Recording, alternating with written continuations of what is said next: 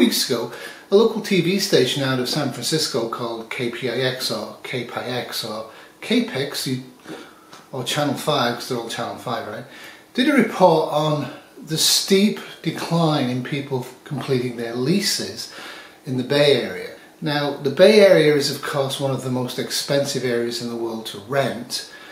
When you look at the picture, I would point out that you can't get anywhere really in Toronto for under $2,500 Canadian, about 2,000 American, and that's kind of like the low price. Yes, you can get a room somewhere, but to actually get an apartment with 2 small bedrooms and your own toilet is actually going to cost you probably about 2,000 American minimum, and it does rise. So what's bringing this about? KPIX were in puzzlement, as you'll see. What I've done is I put the entire video on and I've sliced it into bits, and I interject with the bits and say to what's going on, because what's going on is entirely different from what KPIX is claiming in this one. Now, they then did another video about a week and a half later where they actually had somebody on who isn't completely insane, and they actually did address the issue. So right off the bat, this is all about the pandemic. The pandemic has led to the job market collapse, and what we're faced with is a massive number of people moving home or moving in with friends and breaking leases, which is causing the economy trouble. Now, of course, the media paint this in a very different light, and their solution to this is absolutely irresponsible given the cause, as I'll explain. As you're watching this video, I want each and every one of us to ask ourselves a question. If our income drops to zero, how soon would it be before we had to shut our apartment or our house and leave? Government support's there, a little bit for some people. It varies by country. Canada's been okay to this point. The banks have been okay to this point. But around about the end of July, a lot of these chickens are going to come home to roost. And a lot of the government subsidies are going to stop or be reduced.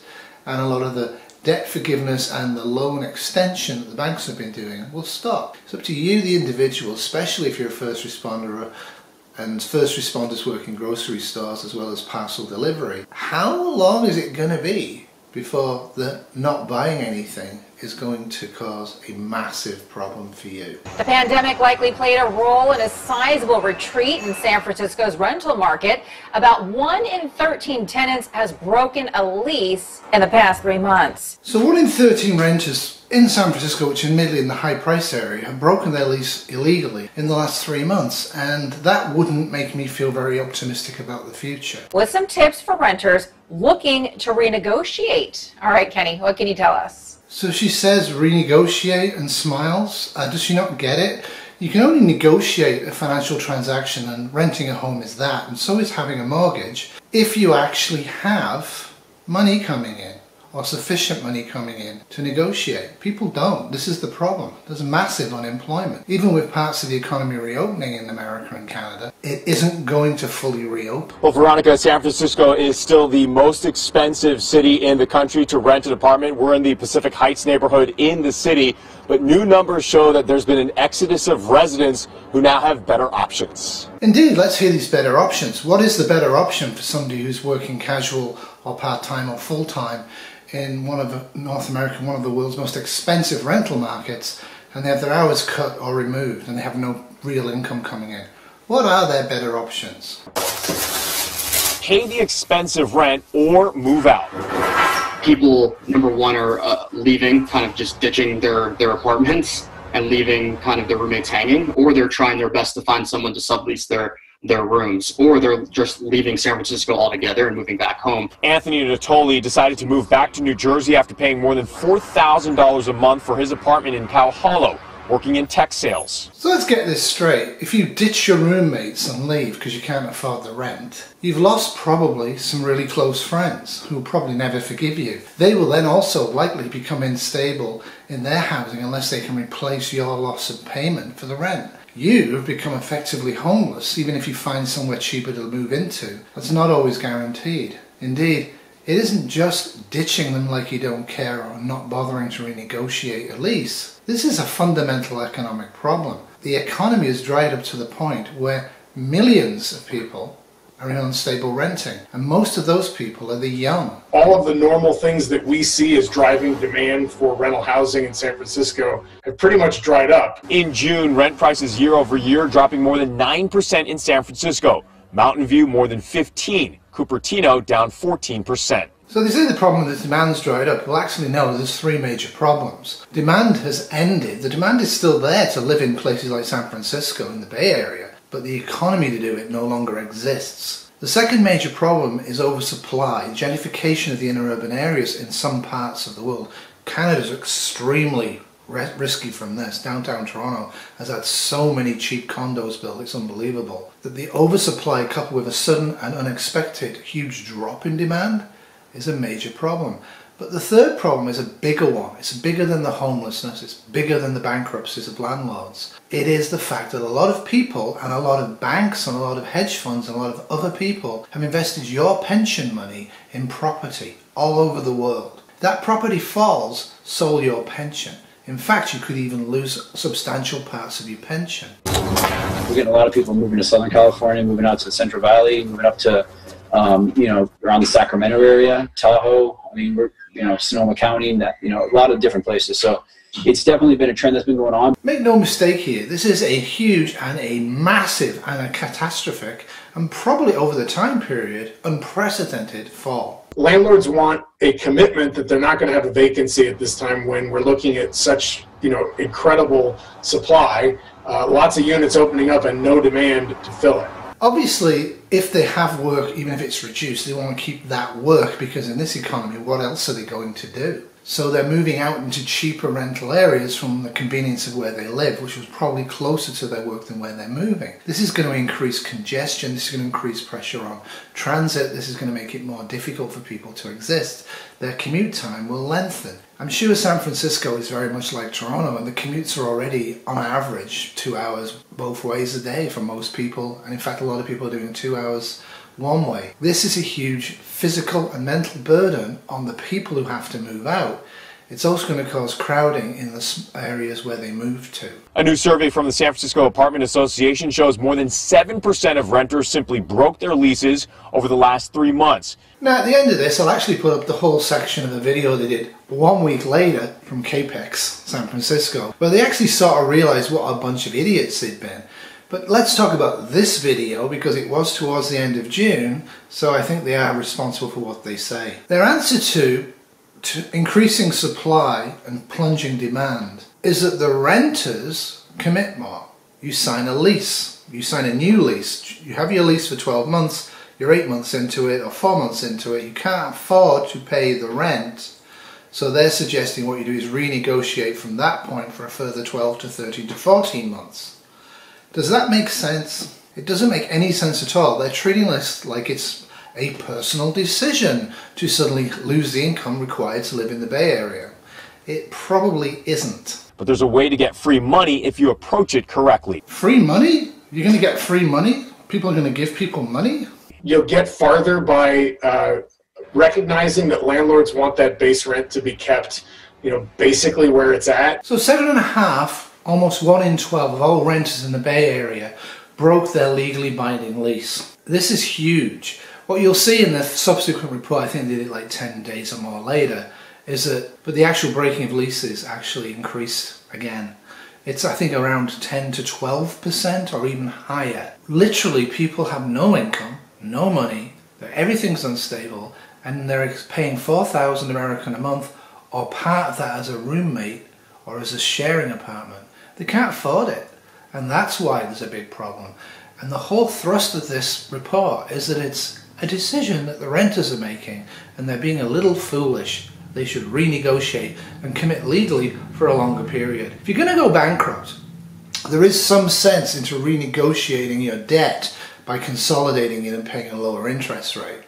If you can't pay the interest rate at the lower consolidated level, you need to go bankrupt, because all of the interest you're paying is actually just waste of money. You're never going to get ahead. Some 2.7 million adults in the country moved in with their parents in March and April. That's a trend that could lead to more than $700 million in lost rent for landlords this year. The base rent is too high for the economy. So the fact that 2.7 million American adults have moved back in the last 3 months to live with their parents, or other relatives I'm guessing, is an absolute catastrophe. The human cost of that is massive, both for the people moving back in and the people who already own the homes. And I'm not being funny, it is. You need to have independence, you need to be moving forward in the world when you're an adult, and 2.7 million Americans have effectively had to be children again and go back to living with their parents. This is a catastrophe. It's the same in Canada, Australia and England, various parts of the world to greater and lesser degrees. But they spin this that there's $700 million lost in the economy in the United States, 15 million in the Bay Area. The rents have disappeared. That's not the issue. The issue is the human cost. Over and over and over, economics, money, and the wealth owning classes, not generating, that's us. The wealth owning classes, their corporate media has the same message. Keep giving us money. If the Dow drops, you have to give money to Amazon. If there's a rental issue because people have no jobs, you have to give money to the landlords. It's a crazy world. Ask for a free month's rent, sign a new one-year lease, and the effective rent goes down for 13 months, essentially. So rather than go to your landlord and say, hey, I've got 6 months left of my rent and I'm broke, if you could drop the rent by 50% or 30%, I think I can be okay. Rather than do that, this TV station is telling you that that's no, don't do that. The answer will be no. Yeah, the answer will be no to the first people that ask. And then when they break their lease, the next people who ask, they'll be told no as well, and they'll break their lease. And guess what will happen at the end of the day? Rents will drop. What they're telling people to do is be an early adopter to sign in for a longer lease, a longer term lease than you have right now. Legally commit yourself for a longer term, but have a month or two free rent. That's free money. It isn't, it's free accommodation. You're actually paying a discount at the end of the time. It's a gamble. A lot of people just want to leave, even if they have 1 or 2 months free left on their lease at the end of the time. The cost per month's the same. The issue is they have no jobs, or the jobs are insecure and they can't afford the current monthly. So how on earth, what is the sense in renegotiating for a longer term? Now obviously if you're dead secure and your job's great in the Bay Area, this is the time to get the free money. It actually wasn't the time to get the free money, as they said about a week or so later, because rents dropped. Quelle surprise. And one important thing to note is that these leases are legally binding contracts, so if it is broken, the landlords can go after the tenants financially. That is of course true, but if you rent for 12 months at 4,000 American a month, you're going to pay $4,800 for 12 months to live in a place. Even if you share it and pay $2,400 or $3,000 or $1,000, whatever you do, if you extend it for another month, you're getting the same amount of monthly deductions, which you can't afford, until you get the free bonus month at the end of it. As for the most affordable places to live in the Bay Area, according to Zillow, those cities in the Bay Area are now Vallejo and Concord, with rents going from about $1,450 to $1,750 for a one-bedroom apartment. Yes, of course, but what dire circumstances must people be in to have to do this? Where is the focus of this media report on the human calamity and catastrophe that's going on in the Bay Area and other high rent areas around the world? We're live in San Francisco. Kenny Choi, KPIX5. All right, so Kenny, what's the best advice here on, sorry about that, Kenny, what's the best advice on what not to do then if you do want to renegotiate a lease? Renegotiate, really? Seriously? Their solution to this is that the large number of renters saying we need 20-30% off the rent now, or we can't stay here. Their answer to this is no, renegotiate for a longer term. In other words, you can't afford the current level of accommodation debt, so why don't you sign up for a longer period, and at the end of the 12 months or 6 months or 2 years, you'll have a bonus month or two free. That's free money. Totally out of touch. I don't believe for a minute that the reporters actually are massively wealthy in this report. What I do believe is that the people who write the news, package the news, this is what they honestly believe. There is no big deal here. It's America. Renegotiate. Tomorrow will be better. We can reopen and then everything's going to boom. Well, I think we kind of figured out on the 4th of July that you have to be out of your tree to think that 3 months from now everything's going to be open and fine, the economy is going to be fine, and effectively unemployment will be negative. Well, we talked to property managers today, and they said that they heard from some tenants asking for a rent decrease of 20% to 30%. That's a non-starter because the rents haven't decreased by that amount. They say ask for something reasonable, a couple months of rent for free in exchange for a commitment of an extra year-long extension to that lease. Now, forecasting the future is a risky business, but I can tell you right now, by August, it will be blatantly apparent there's a catastrophe in the rental and then in the mortgage market, all across the planet. A catastrophe. This is not a temporary blip. We have never seen this, I don't know what's going on, as one of the guys said. We know what's going on. This is the Great Depression. A Great Depression is occurring because of a pandemic. So there's going to be way more empty apartments, even in high rent areas where there's high demand. People just can't afford them and they'll have to walk away. A lot of people are leaving all their belongings behind and then getting a bus or hitchhiking back across America because they can't afford their rent and there's no cheaper option. Other people are moving in to make a horrible commute for themselves because that's what they're trying to do to keep going. It's okay to say the American spirit, the Canadian spirit is that you work hard, you will achieve. In a pandemic, coupled with an economic depression because of it, I don't care how hard you strive and work, you're going to be homeless. The government has to step in.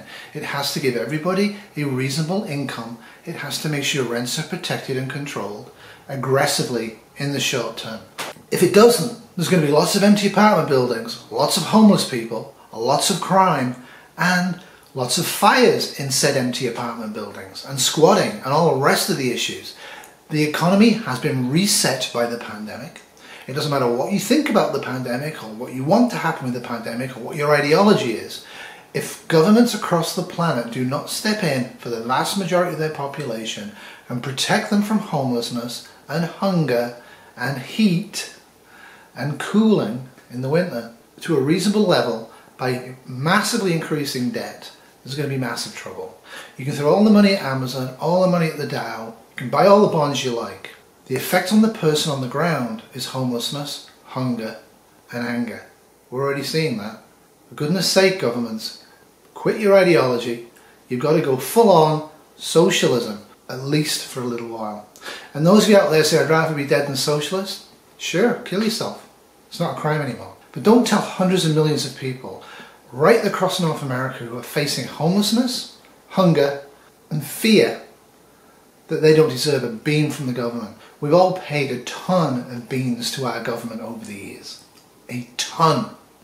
The money's there, you can just print it. Sure, there'll be an inflation and deflationary effects later on, but in the short term, for 6 months to 2 years, there is no problem with making sure homelessness and home insecurity and hunger and food insecurity doesn't have to be a daily fact of life for the majority of the population. Your job currently may be fairly secure, like mine. But trust me, no job in this economy is secure. There'll be huge layoffs in nursing once this pandemic's over. Huge layoffs. They're never going to put themselves in this position again. Nurses, RNs, no way. Too expensive. They'll replace us all, like they did in the nursing homes, with unskilled and untrained workers. And that's what they're going to do. And you lot out there will be happy and cheering them on because taxes are too high. Got it. Sorry about that rant. You don't need to be socialist to understand socialism is required in a world war.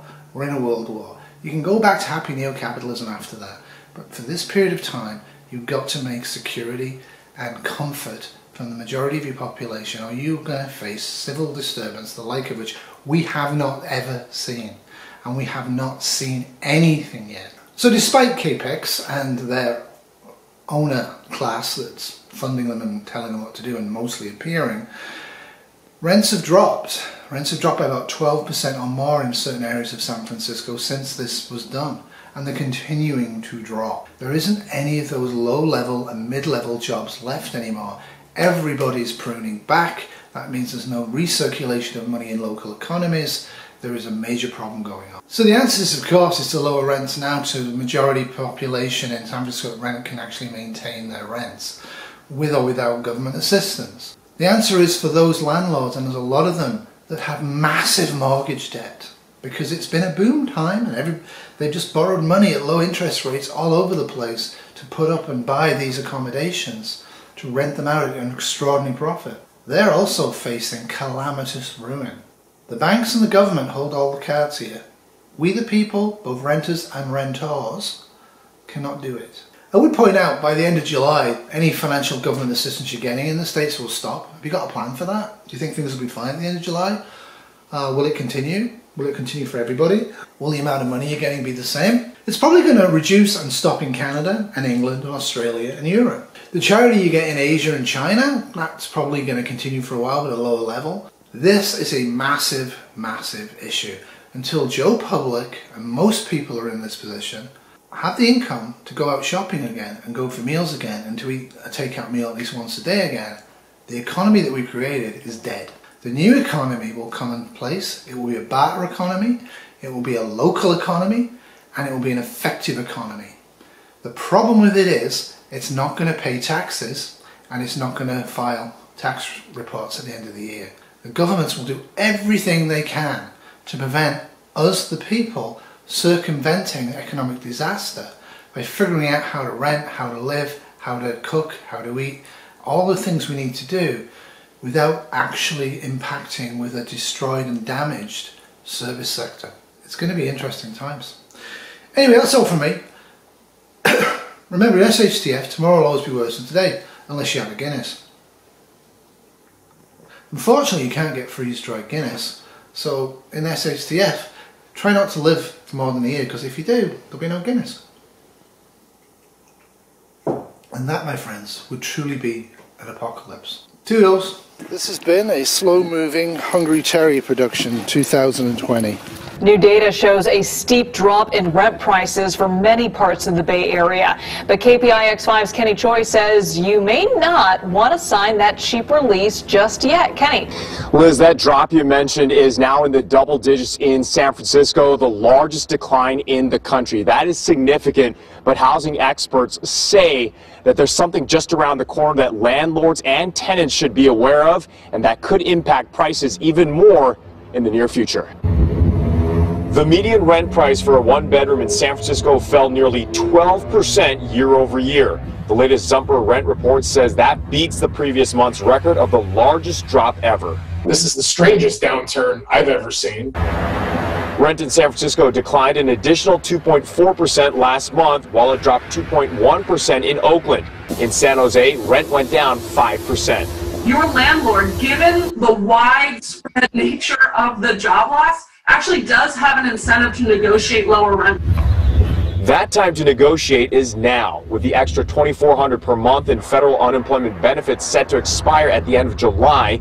Some analysts believe additional vacancies and broken leases could be on the rise. The numbers that will be interesting to see will know better by the end of August, just how much the impact on rental markets could be moving forward.